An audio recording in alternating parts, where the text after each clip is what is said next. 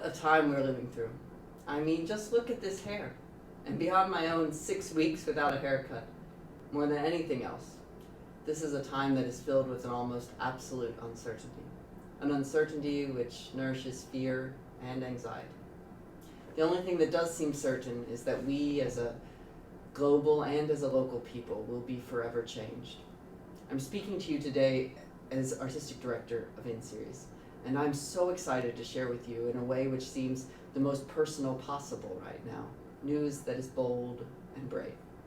First, I want to take a moment to acknowledge the pain, through sickness or wellness, that we're all experiencing right now. I want to acknowledge in particular how this has affected our InSeries family of artists and all those around the world that dedicate themselves to bringing beauty into a world which could so easily be otherwise. And I want to celebrate you. You have shown such love, such generosity during this time to our artists. Thank you. You're probably wondering why I'm here, dressed to the nines, with a glass of bubbly. It's not just because I don't know how the heck to tie one of these things, but also today would have been our April 30th gala, when we would have presented the first annual Cardwell-Caldwell honor to Francesca Zambella of the Washington National Opera for her work making opera a more diverse and inclusive art form. It would have featured Denise Graves, Ruth Bader Ginsburg, and so many other guests.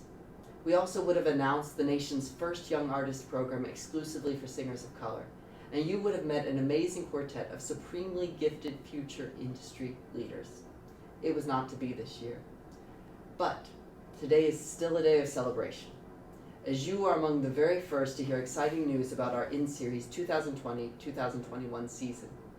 Since March, we have grappled nonstop with the challenges posed to our art form, our organization, our artists, and our audiences by COVID-19. The past 6 weeks have been consumed by consideration of how to stay faithful to our mission under unprecedented circumstances. This has meant embracing technology to present an array of online learning tools, from an expanded podcast selection to long-form interview conversations between myself and arts leaders. It has meant releasing streaming content of some of our recent productions, and also performances like our Quartetto version of the quartet from Rigoletto, which has already been viewed online over 3,000 times.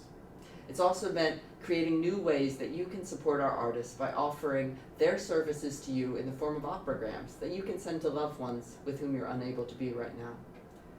Perhaps most exciting, this has seen our commitment to the live experience continue in the inauguration of Cocktail Concerts, a series of live evening concerts by InSeries artists from their homes, with artist receptions that follow online, where all are invited to be connected with artists and with each other.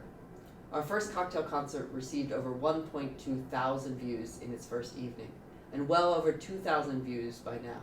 Views which refer to single screens watching and hint at an even higher number of individual viewers.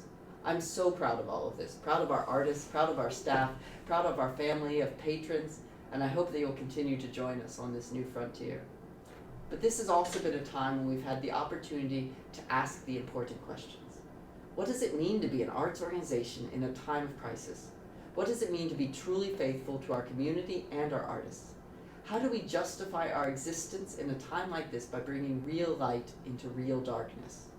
How do we find the crucible in these difficult times that will transform our art form in untold ways and transform it in dynamic and powerful ways more so than it ever was?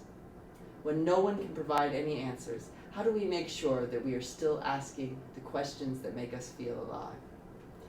As we've leaned completely into these questions, it became clear to all of us that we had to be true to our brand as your InSeries.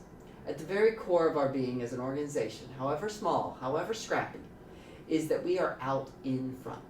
We are ahead of things like this. We are innovative, we are inspiring, we interrogate and we investigate. Our brand is to be radically responsive and meaningful. And that only becomes more so when the going gets tough. This is a time for bold creativity, and above all else, optimism. With that in mind, we've taken the plunge. We've scrapped almost the entire season that we had planned for next year, and not to do less, and not to do either what we already know or what is safe. Rather, we have thrown out what was our plan and instead furiously embarked on imagining a new season which responds to and is in conversation with our collective todays.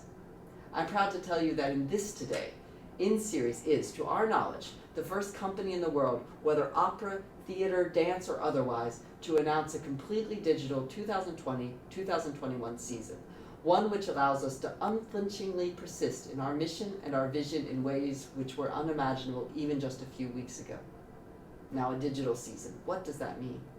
Well, the truth is, we don't completely know yet, and the thrill of living in that space of imagining new possibilities is precisely what has allowed us to start giving bold shape to its outline. It does mean that we're going to build together a digital theater, a virtual opera house, an online space to house all our creative content that we will produce this coming season and beyond. It means that instead of 5 to 6 live productions, we will focus our energy, creativity, talent, and resources in making double or even triple that amount of new work, which in some way speaks to our lived experience during this time. It means not trying to create the live experience, not resorting to just making video recordings of what would have otherwise been live theater evenings. It means instead letting the capabilities of this technology innovate our art form in untold ways, and thus being at the forefront of imagining opera theater's future. This won't be a season of answers. It will be a season that dares to ask questions, a season of exploration, of first-of-a-kind journeys of experimentation on which you are invited to come. This will mean feature-length films, opera shorts, opera theater projects that are realized in episodes, virtual reality experiences, and interactive opera experiences that are based on gaming technology, audio experiences in the style of radio plays, and other 21st century content that is inspired creatively by older forms. This will mean collaborations with film companies, radio stations, audio artists, animators, and dancers, singers, actors, writers, creators who are local as well as those who live all around the world. The possibilities are suddenly endless. And if you can't tell already, we are at this very moment lit with the fire of precisely that. So much possibility. It means that instead of announcing a season of titles, we will announce a promise of content to be consistently, constantly in creation and released several times each month. This radical new approach to what a season means allows us to adapt continually during these months of uncertainty. It provides us with the flexibility to react with creativity and compassion to each new wave of news or virus or treatment as it happens. And it means that all this work will be accessible to multitudes around the world in a way we could never have imagined before. And that all of this content we will offer free to the community.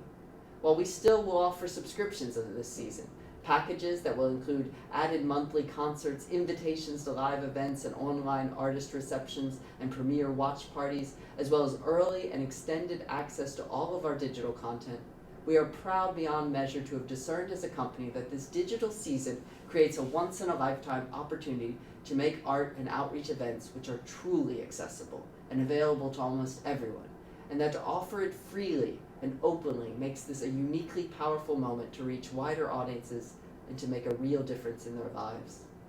This will not be opera as usual, shrunk down to the small screen. This will be music theater designed to be consumed at home to appeal to the broadest audience possible, all ages, all languages, totally global. This new iteration of opera will speak to those who already love live opera, those who have never seen live opera but will be persuaded to pursue it when this is again possible, and even those who will only love it digitally. It doesn't mean abandoning our commitment to diversity or equity or inclusion that would have been at the heart of this 2020-2021 live season.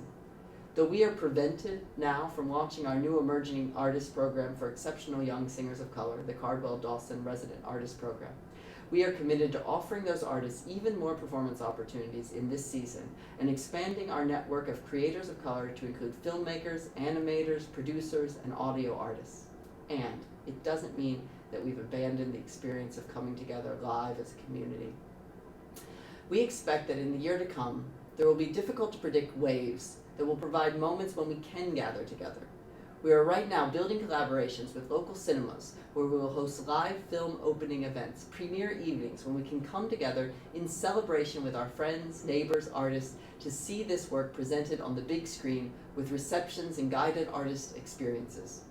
We hope that moving further into the season we'll have the opportunity to blend live and digital experiences together, and that at this time next year, as we turn our gaze toward InSeries' 40th anniversary season, we will have discovered new ways of dreaming and making that will inform the future work of InSeries. We'll be making a more formal announcement of this season plan in May, followed by a month when we'll be designing and laying the cornerstones of our new virtual opera theater space. This will be a time when we're hoping that we can rely on our family of donors to support us and to help make this a reality.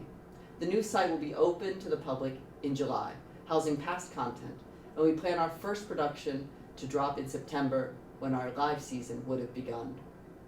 I want to reiterate that this digital season is not about answers. Answers we can't possibly have since we don't know how the virus will affect our ability to meet, to view, to make music together, or to share in person. But we do know what questions our season will address. We also know in our hearts that this is a step which is bold, brave, innovative, and most importantly takes into consideration the health and safety of our family of patrons, critics, friends, and beloved artists. I can't tell you how much I look forward to seeing all of you in person again. I can tell you how proud and excited I am of the season we are about to make, together and for sure. This fully digital season is a good thing. It allows us to expand our reach infinitely, sharing what we love, what moves us, what unites us, and who we are with the broadest possible audience, thereby realizing the vision that Carla Hübner established and that I strive to carry out in ways we had never even thought possible. Feel free to reach out to InSeries with questions, concerns, or even ideas. I look forward to hearing from you, knowing that you're with us in this season, and to seeing you again as soon as possible. Here's to 2020-2021.